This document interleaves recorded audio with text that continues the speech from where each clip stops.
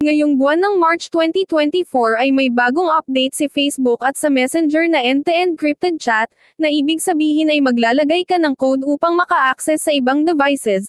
Kapag 6-digit PIN code ang pinili mong ilagay ay hindi mo ma-access ang iyong lumang conversations at photos sa iyong account sa ibang device, maliban na lamang sa gadget na ginamit mo nung gumawa ka ng 6-digit PIN code.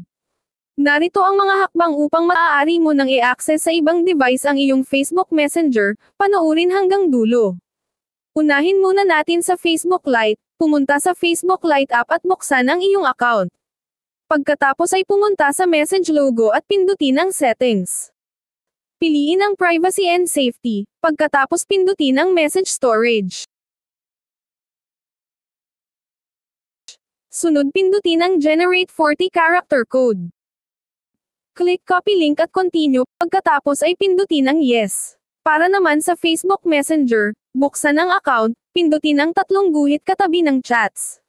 Pagkatapos ay i-click ang settings at scroll pababa, hanapin ang privacy and safety, pindutin ito.